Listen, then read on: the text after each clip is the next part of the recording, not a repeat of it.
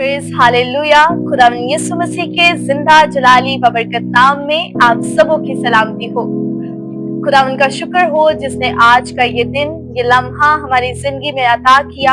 आज ये सुबह दी हमें कि हम इस दिन को देख सके, रात भर हमें अपनी पनाह और हिफाजत में रखा। खुदावंद का शुक्र हो।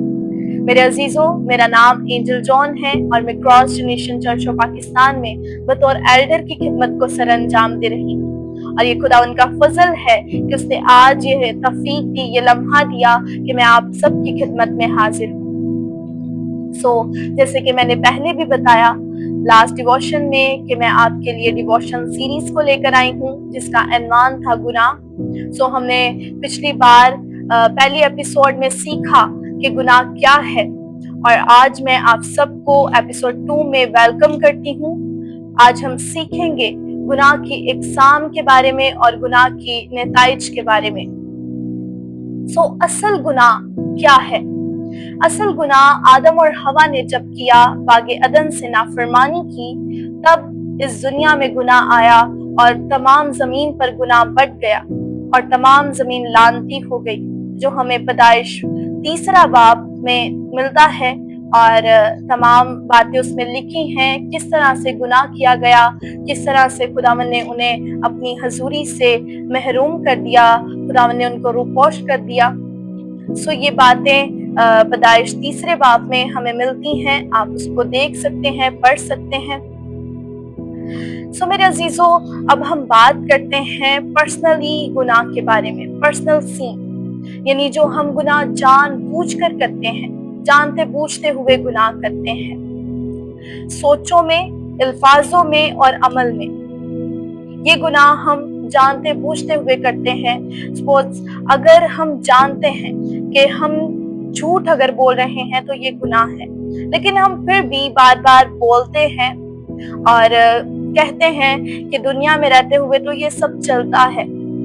और हम जानते हैं गाली निकालना बुरी बात है, कुफर बकना बुरी बात है, लेकिन हम फिर भी ये सब कुछ करते हैं। हम ऐसे ही किसी को भी लान तान कर देते हैं। हम सोचने से भी गुनाह करते हैं। मेरे अजीजों, अगर हम किसी के बारे में बुरा सोचते हैं, बुरा चाहते हैं कि हम अपना ख्याल बनाते हैं कि मैं इसके लिए ऐसा कर दूंगा, वैसा कर दूंगा, इसको मैं गिरा दूंगा या इसकी जिंदगी में मैं तूफान खड़ा कर दूंगा, हम सोचों में भी गुनाह कर रहे हैं। बाइबल मुकद्दस में पैदाइश की किताब में नूह के जमाना में बाइबल फरमाती है कि उनके सोचे, उनके ख्यालात हमेशा बुरे ही होते थे। यानी खुदावंद हमारे सोचों और हमारे ख्यालातों से भी वाकिफ है और हम सोचते हैं, बुरा सोचते हुए भी गुनाह करते हैं और ये भी हम जानते बूझते गुनाह करते हैं। छोटे और बड़े गुनाह, बाइबल मुकद्दस फरमाती है कि कोई गुनाह छोटा और बड़ा नहीं है, सबकी सजा एक ही है, सबकी सजा मौत है। बाइबल कहती है कि गुनाह की मजदूरी मौत है। खुदावंद की नजर में सब गुनाह एक ही हैं, कोई भी छोटा और बड़ा गुनाह नहीं है। अगर हम कहें कि झूठ बोलना एक छोटी बात है तो ऐसा नहीं है। खुदावंद की नजर में एक ही है।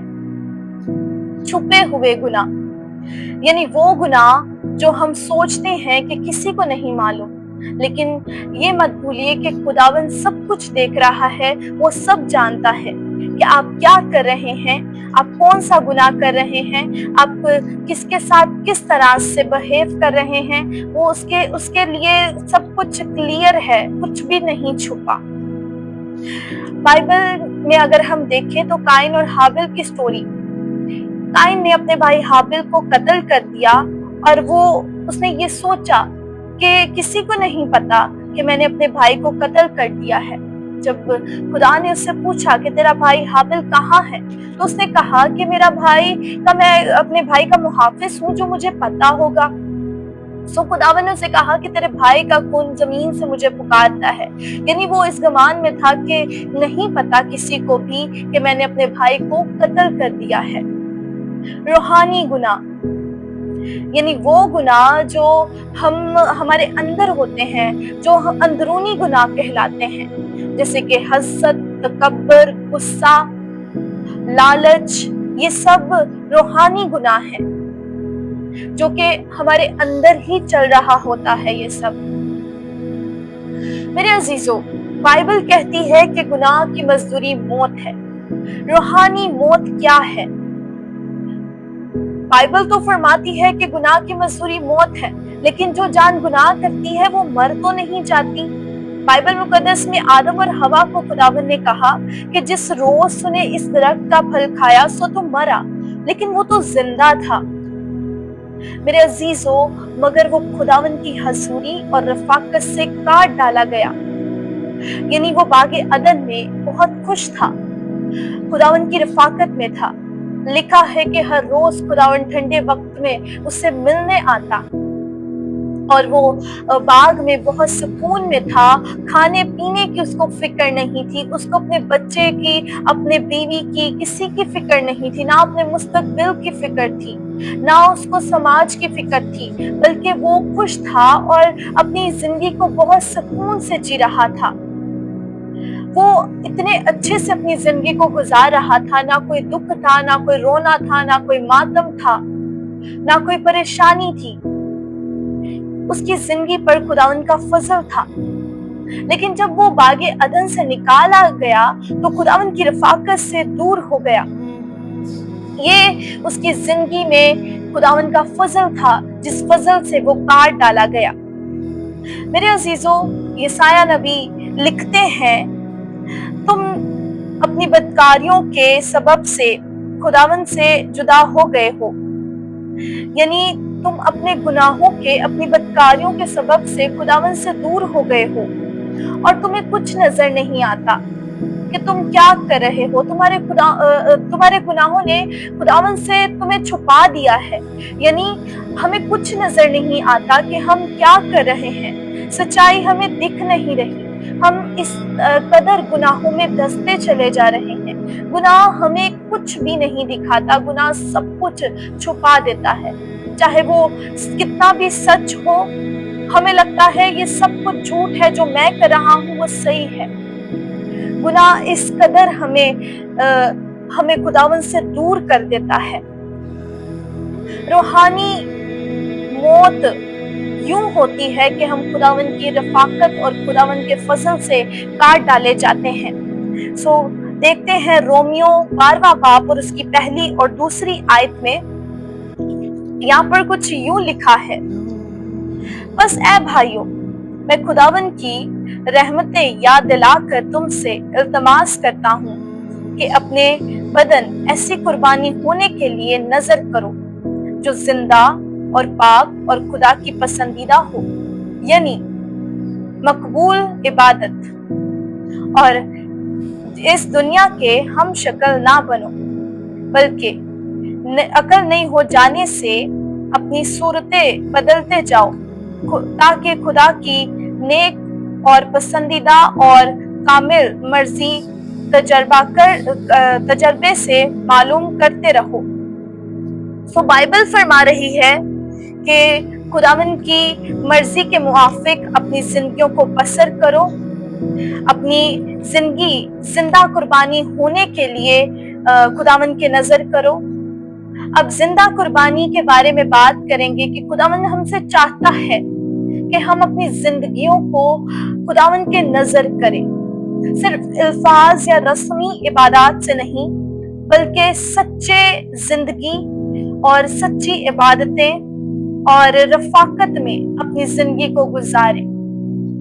میرے عزیزوں، بہت ضروری ہے.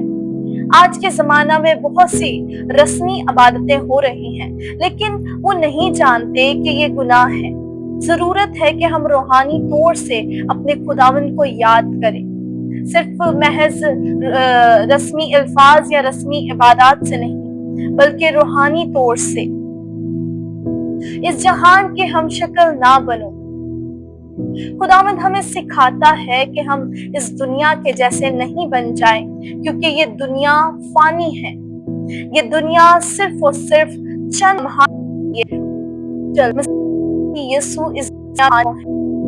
میرے عزیزو، یاد رکھیے، جب انسان گناہ کرتا ہے اس کی رفاقت اور اس کے فضل سے تو کاٹ ڈالا جاتا ہے، اس کے فضل سے تو محروم ہو جاتا ہے. लेकिन जब वो मौत मसीह के दुनिया में आने के बाद हमें मिलेगी, वो बहुत खतरनाक है। हमें इस दुनिया के हम शक्ल नहीं बनना। हमें ये याद रखना है कि ये दुनिया फानी है। वो जो मौत है वो बहुत बुरी है।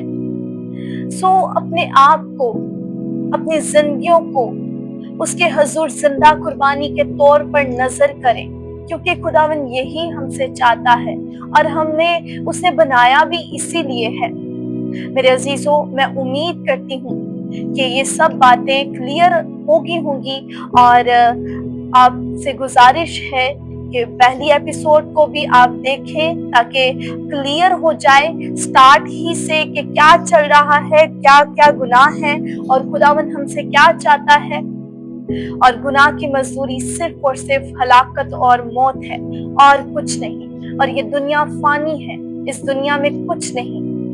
सो अपनी जिंदगियों को खुदावन के हजूर पेश कीजिए, अपने आप को खुदावन के सपुर्द कर दीजिए। आए सब हम अपनी आंखों को बंद करेंगे, अपने सरों को झुकाएंगे और खुदावन से दुआ करेंगे कि खुदावन हमें ये तौफीक दे कि हम उसके फजल में, उसकी रफाकत में बढ़ सकें और पूरे रूहानी तौर से उसके अपनी जिंदगियों को उसके नजर कर सकें। Hallelujah, praise hallelujah.